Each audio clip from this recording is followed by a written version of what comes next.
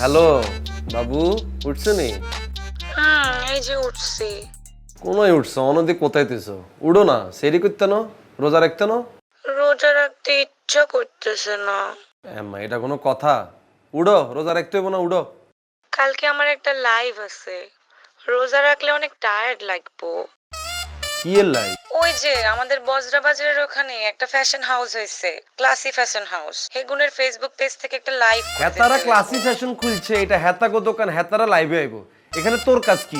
কত টাকা দিবে হেতারা তোরে? আরে ওরা তো ধরো 5টা ড্রেসের জন্য 10,000 টাকা আর ফেসবুক লাইভের জন্য 5,000 টাকা, 15,000 টাকা দিবে, মাত্র 2-3 ঘন্টার কাজ। ও, 15,000 টাকা লাই, তুমি হাজার হাজার হলাইনের সামনে তুমি লাইভে চলে আসবা? আই কি এত গরিব হয়ে গেছি? এত ফকিনির পোলা হয়ে গেছি আই? আরে তুমি বিষয়টা এইভাবে দেখতেছো কিল্লাই, এটা তো একটা জাস্ট ছোটখাটো জিনিস। কি ছোটখাটো জিনিস?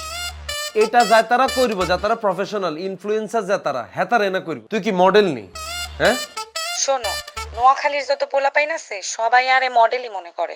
নোয়াখালীতে যে কোনো অশিক্ষিত হলাই না সেইগুন তোরে মডেল মনে কর, আর তুই এটাতে খুশি হয়ে যাস? ইরে, ইনফ্লুয়েন্সারও এত সহজ না। খালি স্যারজ্ঞা থাকলে জামা বেচতাইলে ইনফ্লুয়েন্সার হয়ে যায় না।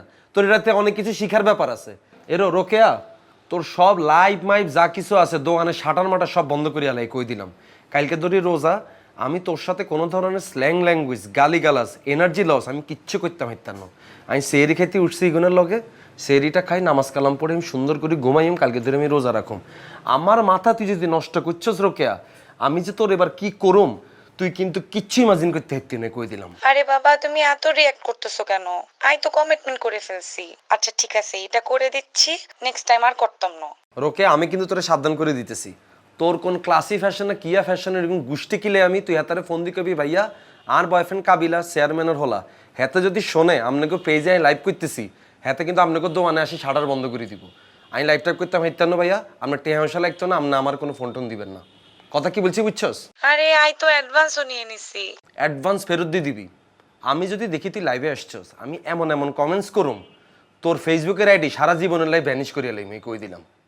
রোকেয়া, কালকে ধরে কিন্তু রোজা শুরু হইতেছে। তোর ফেসবুক আইডি, স্ন্যাপচ্যাট, ইনস্টাগ্রাম যা কিছু আছে বেগুন ডিঅ্যাক্টিভেট করিয়ালা, এই কই দিলাম। সুন্দর করে রোজা রাখবি, নামাজ কালাম পড়বি, বাইরে হলে মাথায় সুন্দর করে ওনা টনা দিই, তারপর বাইরে হইবি। মাইনছে রোজার মাসে ভদ্র হয়ে যায়, ধান্দাবাজি বন্ধ করে দেয়।